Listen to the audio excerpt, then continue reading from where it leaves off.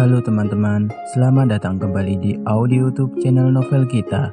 Sebelum kita lanjut ke novel ini, silakan kalian subscribe terlebih dahulu channel ini, like dan share kepada teman-teman kalian agar Mimin lebih semangat upload episode selanjutnya.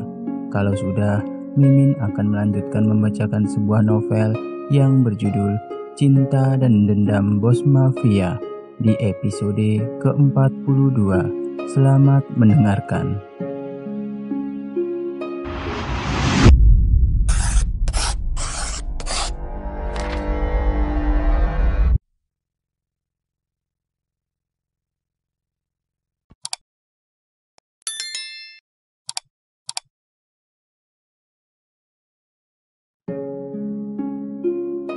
Theo, tadi malam kau mengalami sakit dada.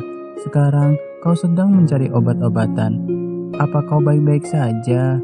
Tanya Diana. Theo berpikir dalam hati, apakah dia benar-benar peduli atau hanya sedang bersandiwara? Aku tidak ingin simpatimu, Diana. Aku tidak menikahimu karena aku mencintaimu, tapi aku menikahimu karena aku membencimu, kata Theo. Diana sangat terluka mendengar komentar kasar Theo. Apakah cintanya benar-benar telah memudar atau itu hanya tindakan kemarahannya? Tanya Diana pada dirinya sendiri. Di pagi hari, Diana bangun sendirian tanpa melihat Theo di sampingnya. Dia berlari ke bawah untuk melihat apakah Theo masih di rumah. Theo hendak pergi, tapi Diana menghentikan langkahnya. Theo, tunggu. Kapan kau akan menghapus namaku dari daftar hitam? Tanya Diana sambil terengah-engah. Aku tidak suka jika ada seseorang menghentikan langkahku hanya mengajukan pertanyaan bodoh. Apakah kau pikir aku hanya berencana memasukkan namamu ke daftar hitam hanya 1 hari? Kata Theo. Kumohon Theo, ini mimpiku. Aku bekerja sangat keras untuk itu. Jangan merebutnya dariku. Hanya itulah yang kumiliki selama ini, kata Diana memohon. Kau sedih karena aku merebut mimpimu? Apakah kau tidak berpikir perasaanku ketika orang tuaku direnggut dariku? Kata Theo dengan menyeringai. Tapi aku tidak menyakiti siapapun, kata Diana. Keluargamu lah yang telah melakukannya. Kau bisa belajar lagi jika kau bisa mengembalikan orang tuaku yang telah meninggal dan kebahagiaanku yang selama ini yang tidak pernah kurasakan, kata Theo. Diana pergi ke kamarnya. Apa yang akan dia lakukan sekarang? Sepanjang hidupnya dia bermimpi menjadi seorang jaksa.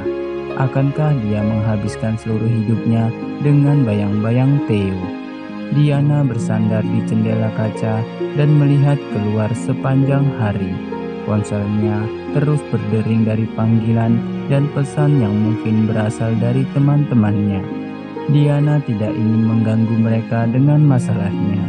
Dia tidak keluar dari kamarnya sepanjang hari. Dia bahkan tidak makan. Diana tidak dapat menerima bahwa mimpinya telah hancur. Itu berarti hidupnya juga akan ikut hancur. Theo pergi menemui Rio di rumah sakit. Rio masih dalam keadaan koma. Dokter menyatakan dia koma karena organ dalamnya telah rusak dan tidak berfungsi lagi karena kanker dan kekebalan tubuhnya sudah sangat lemah. Jantungnya berdetak tidak normal dan dia bernafas melalui oksigen buatan. Kondisi Rio sekarang seperti mayat hidup. Tuan muda, tidak mungkin Tuan Rio bisa bertahan hidup. Tidak ada gunanya menahannya di sini. Kita harus membiarkannya bebas, kata dokter. Hei dokter, jangan melanggar batasanmu. Kakakku akan baik-baik saja. Aku hanya harus menunggunya, kata Theo. Rio tidak ingin hidup seperti ini, tetapi Theo tidak dapat menerima kenyataan dan tidak ingin melepaskannya. Theo pulang untuk makan malam dan bertanya tentang Diana kepada Bibi Ella. Bibi Ella adalah senior pelayan di rumah Theo. Dia lebih tua dari semua pelayan di rumah Theo. Itu sebabnya semua orang memanggilnya Bibi Ella. Tetapi Theo memanggilnya Ella karena dia bersamanya sejak kecil. "Ella, apa yang dilakukan sepanjang hari ini?" tanya Theo. "Tuan, Nyonya sangat marah pada Anda. Dia tidak keluar dari kamarnya dan tidak makan sepanjang hari," kata Bi Ella. "Dasar, dia benar-benar ratu drama. Kau siapkan saja makan malam untuknya dan pastikan untuk memberi tambahan cabai pada makanannya. Aku yang akan membawanya untuk makan," kata Theo.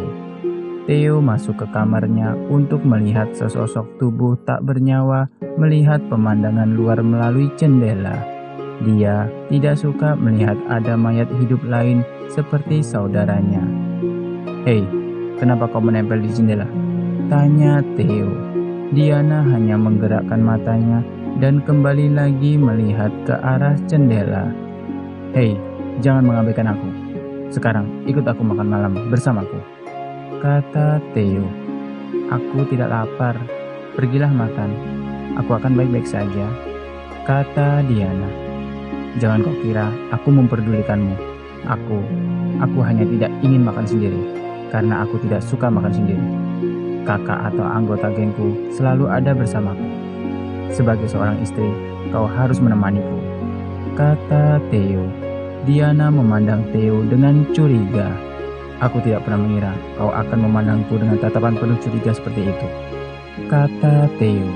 Diana setuju untuk makan dengan Theo, tetapi ekspresi wajahnya tidak berubah. Theo penasaran untuk mengetahui kondisi Diana setelah makan cabai yang diberi sangat berlebihan. "Ini, makan sup tomatmu," kata Theo. Diana meminumnya sedikit demi sedikit. Wajahnya semakin terlihat memerah. Dia merasakan sup tomatnya sangatlah pedas. Air mata jatuh tetapi dia tidak berhenti meminumnya, seolah dia tidak peduli dengan rasa pedasnya. Theo terkejut melihat Diana. Dia menghentikan Diana dengan meraih tangannya. "Hei, kenapa kau tidak berhenti? Apakah kau sebodoh itu?" tanya Theo. "Theo, aku tidak bodoh. Aku bisa mencium bau bubuk cabai. Kau tidak akan begitu sopan mengajakku untuk makan malam.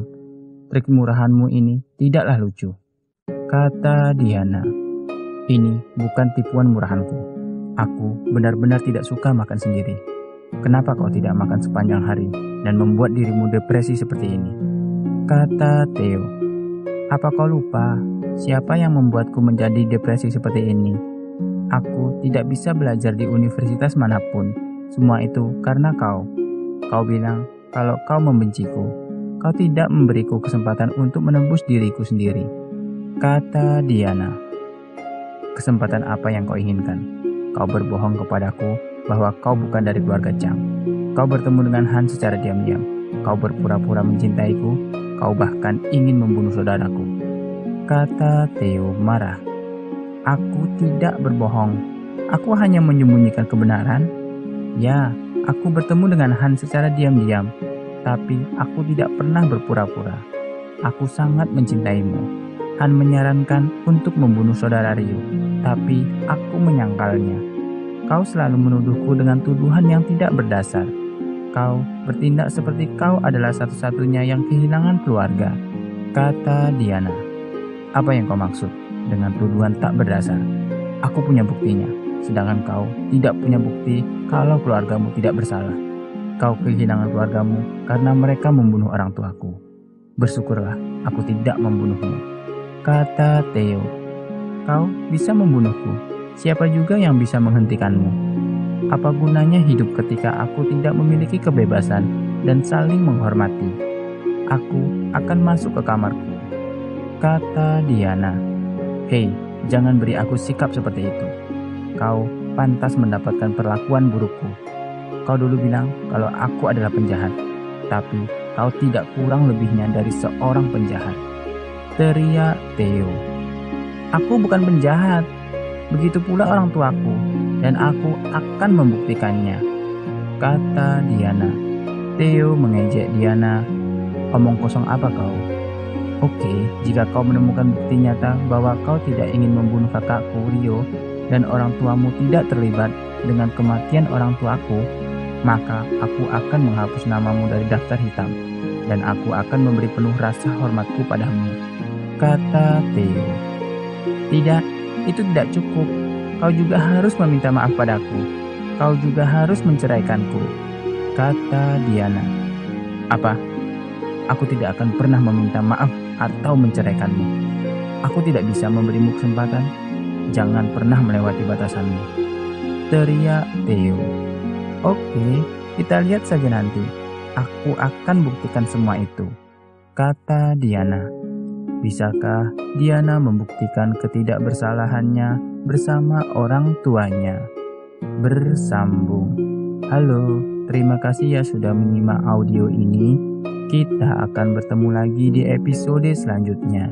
Sampai jumpa. Bye.